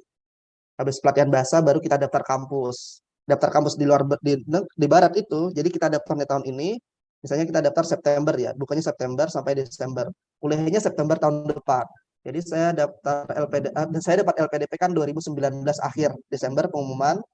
Terus bulan Maret ikut pelatihan bahasanya LPDP 4 bulan. Habis itu September 2020 saya selesai pelatihan bahasa, saya daftar kampus Toronto September 2020.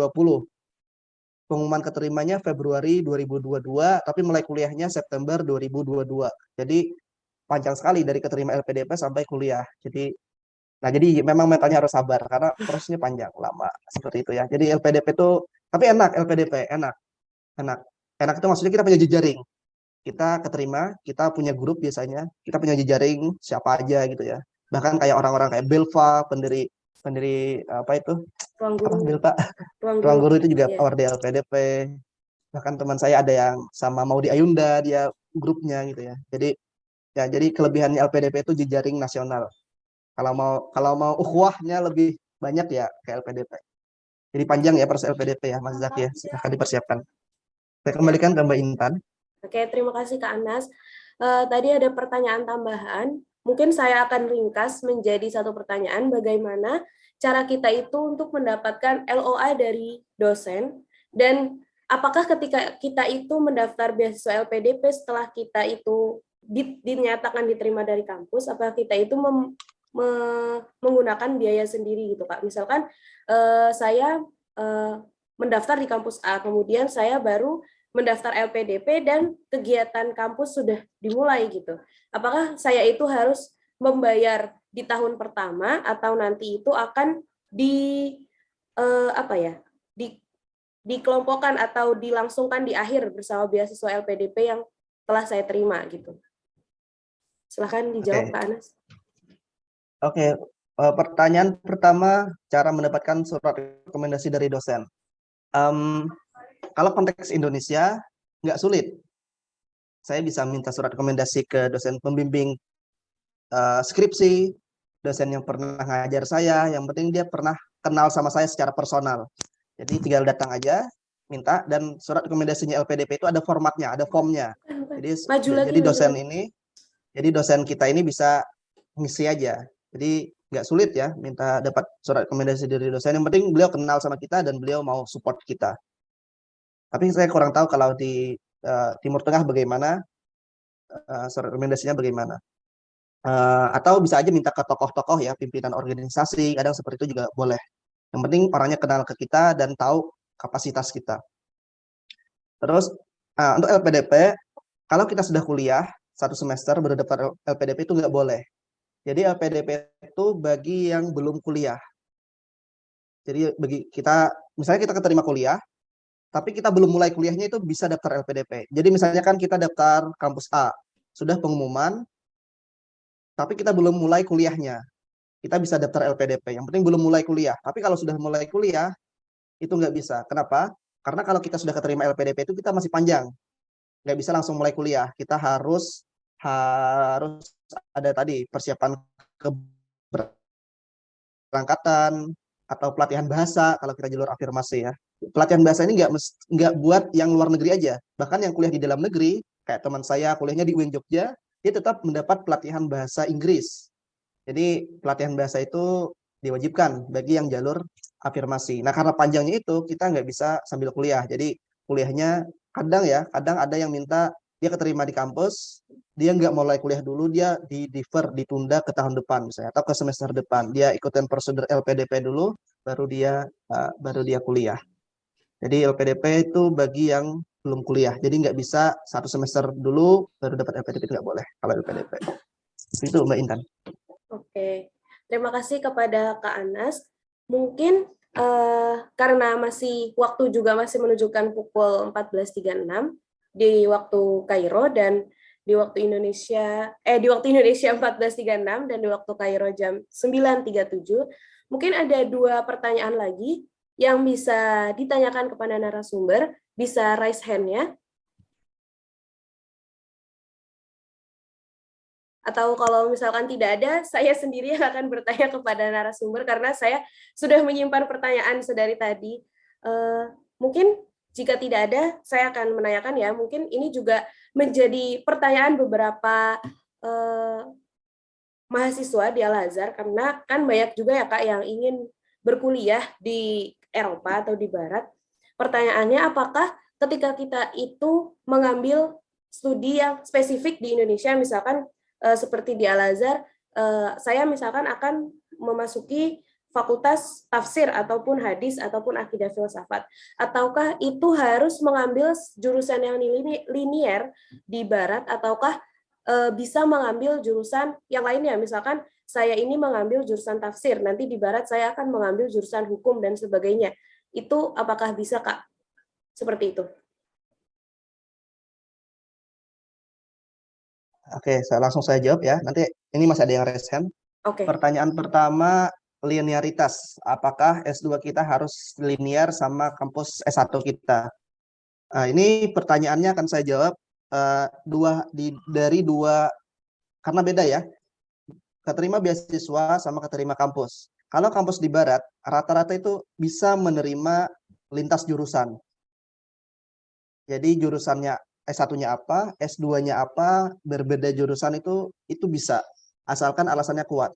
Salah satu contoh yang sekarang jadi dosen di Barat di Chicago, namanya Ahmad El Shams. Dia sekarang dosen di sana. Dia S3-nya studi Islam, tapi S2-nya dia adalah hubungan internasional. Kan nggak nyambung sebenarnya antara hubungan internasional dengan studi Islam, tapi dia bisa keterima. Yang penting alasannya kuat. Tadi motivation letternya itu kuat.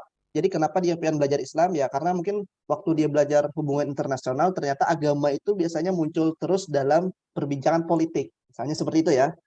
Dan dia menggeluti itu. Jadi kalau di Barat itu mereka nggak terlalu care. Yang penting kamu siap.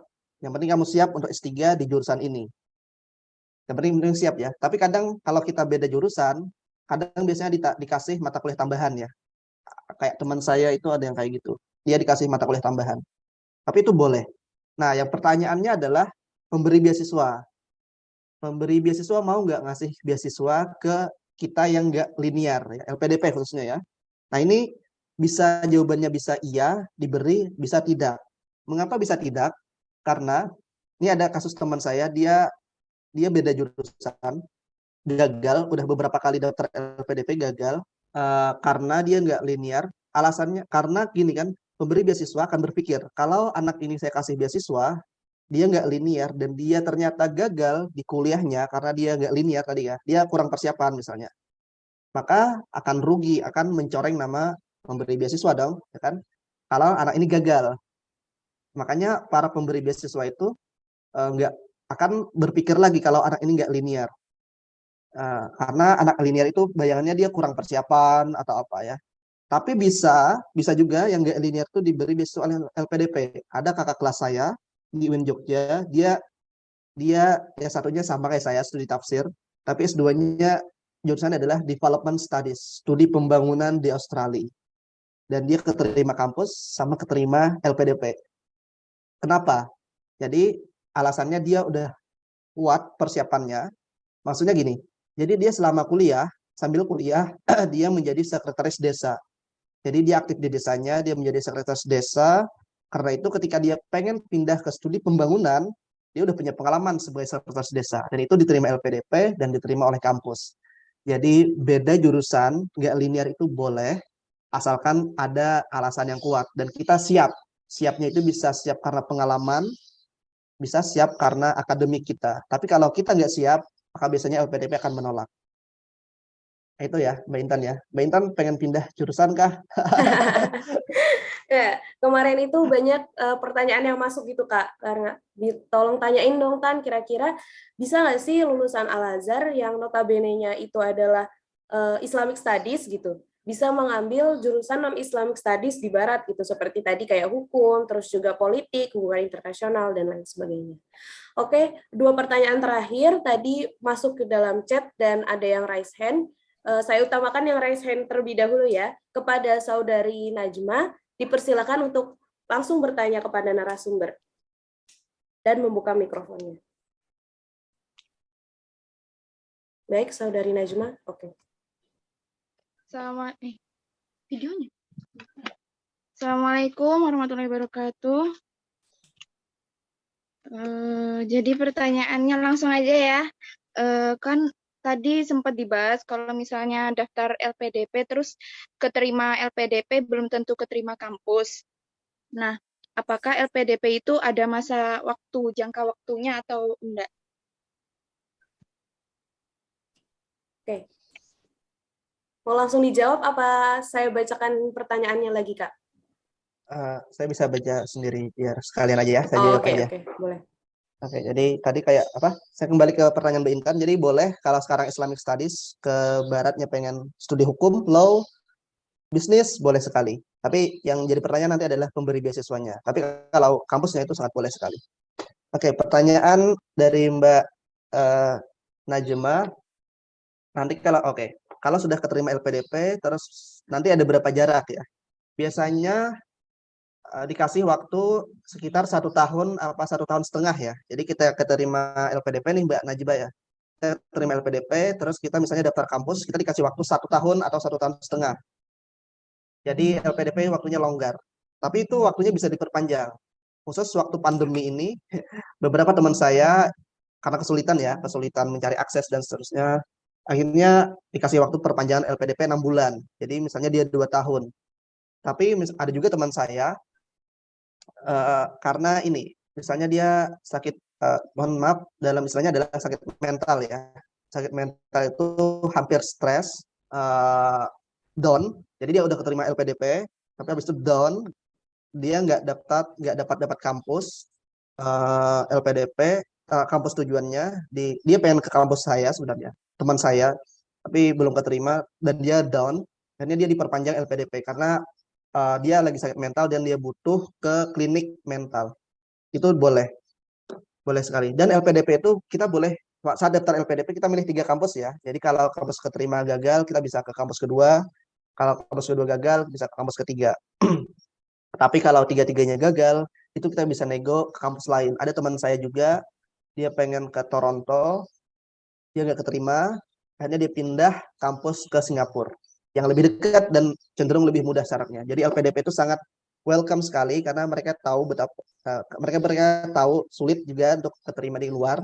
Jadi dan itu mereka ngasih alternatif lainnya. Jadi tidak ada problem Mbak Najma nanti kalau keterima LPDP nanti akan ada waktu diberikan waktu kelonggaran waktu oleh LPDP untuk daftar kampus.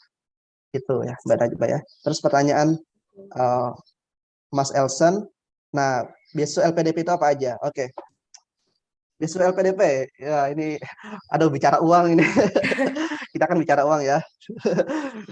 Ini mungkin ya ini ya silahkan diambil. Saya akan menyebutkan nominal nggak apa-apa karena ada yang bertanya saya jawab. Kalau nggak ada yang bertanya saya nggak akan jawab. LPDP itu biayanya apa aja? Satu tentu beasiswa SPP 100%. Terus biaya keberangkatan, tiket ya. Kalau luar negeri tiket pesawat berangkat, tiket pesawat pulang. Kalau di dalam negeri tiket kereta atau bahkan teman saya tiket pesawat karena dia dari Makassar ke Jawa, tiket pesawat Garuda atau dia milih tiket pesawat. Terus biaya uang bulanan. Uang bulanan LPDP tiap kota itu bisa beda. Saya ambil contoh dari Indonesia dulu. Di Jogja dapat biaya bulanan dari LPDP 3.600.000 itu per bulan. Dan Jogja itu kota yang murah, kos-kosan 600 sampai 1 juta dapat ya. Anggaplah yang mahal, yang agak mahal 800 atau 1 juta. Masih ada sisa 2.600.000. Makan di kos-kosan paling berapa sih? 500 ya. Anggaplah 500 sama kota, internet dan lain-lain. Masih ada berapa tadi? Masih ada sejutaan lebih ya. Jadi itu di Jogja. Di Surabaya sama di Jakarta per bulannya dapat 4 juta. Per bulannya dapat 4 juta. Karena mungkin tingkat kebutuhan hidupnya lebih mahal. Nah, luar negeri gimana? Luar negeri kalau Toronto itu dapat $1.800, kalau dirupiahkan sebulannya dapat 20 juta. Tapi lagi-lagi untuk bayar apartemen karena biaya hidupnya juga lumayan mahal ya. Tapi yang luar negeri biasanya pulang-pulang itu masih bisa buat tabungan ya. Kisarannya teman saya, ini cerita teman saya aja ya, jangan cerita saya. Teman saya pulang dari Inggris bawa uang 550 juta, uang tabungannya. Ada yang sampai 100 juta, tergantung orangnya bisa ngelola apa enggak. Tapi memungkinkan sekali. Jadi selain biaya hidup bulanan, ada juga biaya buku per tahun. Jadi per tahunnya dapat uang 10 juta. Itu buat buku doang. Kadang teman-teman saya, dan itu dibayar di awal dapat ya. Jadi awal dapat LPDP itu, awal dapat beasiswanya itu biaya buku sama biaya bulanan 3 bulan. Kalau di Jogja 3 bulan, sebulannya tadi 3.600.000 kali 3, 10-an juta, tambah biaya buku 10 juta, jadi sekali dapat itu udah 20-an juta ke atas ya. Itu yang dalam konteks Jogja, belum Jakarta, belum luar negeri. Terus apa lagi ya?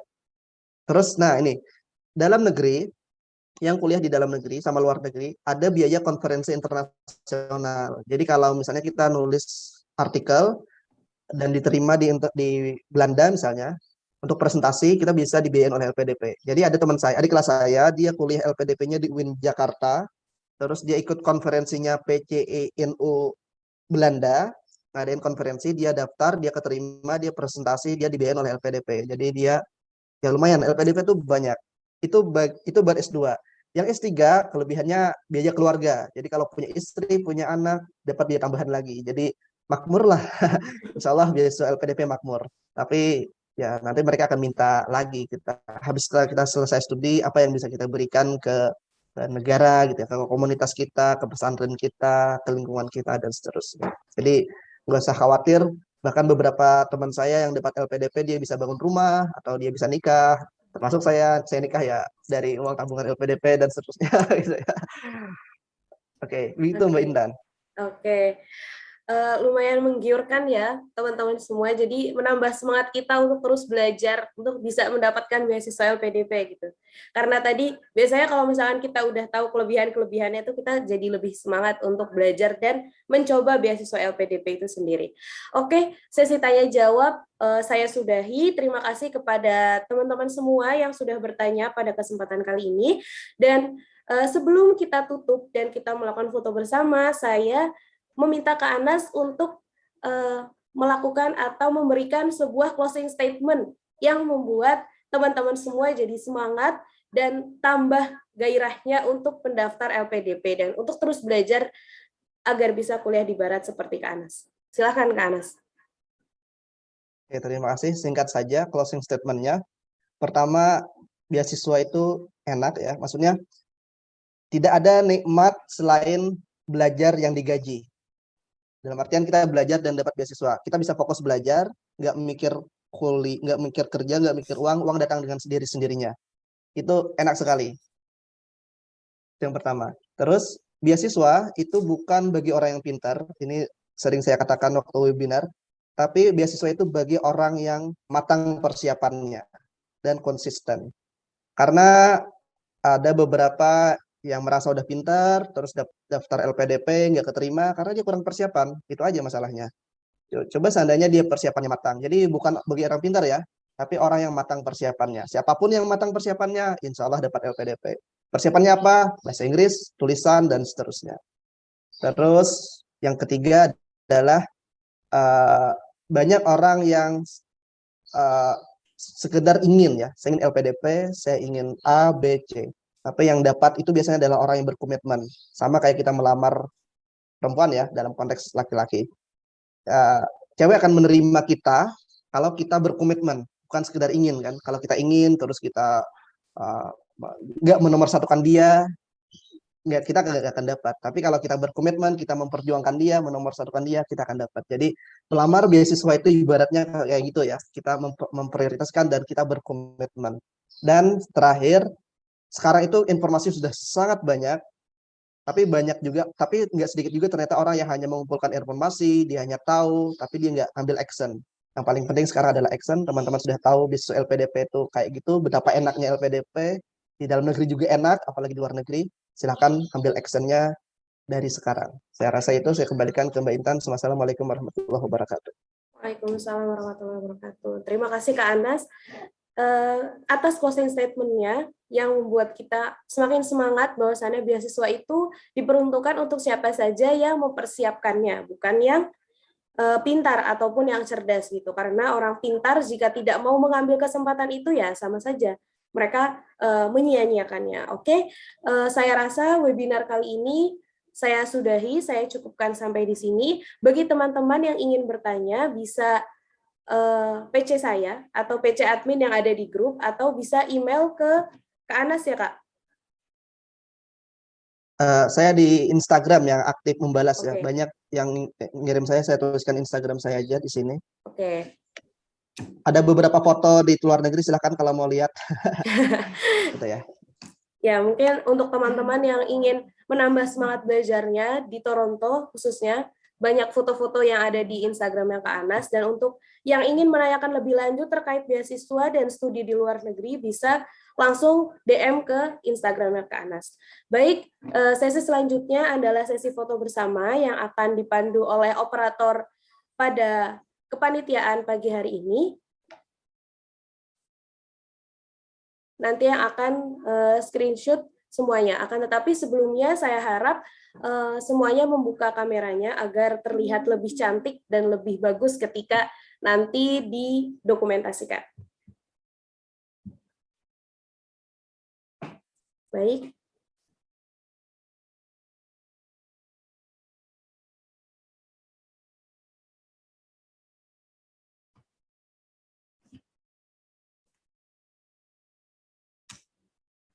Oke, saya rasa telah dibuka semua kameranya. Saya akan mengambil gambarnya.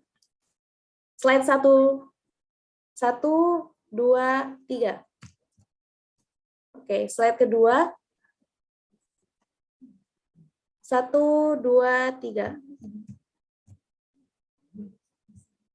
Slide terakhir.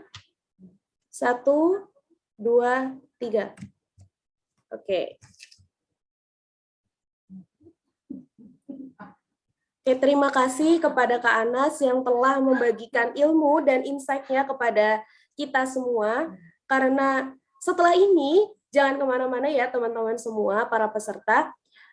Nanti di jam 15 waktu Kairo dan 20 waktu Indonesia Barat, kami akan melakukan sesi kedua bersama narasumber kita yang tidak kalah hebat bernama Kak Nuha Konita, yang mana telah menyelesaikan studinya di Durham University di Inggris. So, buat teman-teman semua yang penasaran bagaimana cara kita itu untuk memperkuat keislaman kita di Barat, dan bagaimana sih sistem perkuliahan yang ada di London, jangan kemana-mana, tetap stay tune terus di webinar internasional postgraduate yang diadakan oleh Semafu bermedia partner UIN Syarif Hidayatullah, Mahasiswa Youth Development, dan APBI. Jangan kemana-mana, terima kasih kepada narasumber. Wassalamualaikum warahmatullahi wabarakatuh. Dipersilahkan kepada Kak Anas dapat meninggalkan ruangan ini. Terima kasih banyak ya. Ya, terima kasih juga Mari. Kak atas kesempatannya. Assalamualaikum. Semoga sukses nanti dapat LPDP. Amin, amin. Oke, terima kasih banyak kepada teman-teman peserta. Semoga kita dapat menyerap ilmu yang telah disampaikan oleh Kak Anas. Sehat-sehat selalu dan bahagia selalu. Semangat untuk belajar dan terus belajar mencapai beasiswa LPDP yang telah dipaparkan oleh Kak Anas tadi. Dan kepada teman-teman semua dipersilahkan untuk live di Zoom sesi pertama kali ini. Jangan lupa hadir di sesi kedua ya teman-teman semua. Ya, Kakak. Terima kasih Kak Intan. Ya, sama-sama Kak Yusril.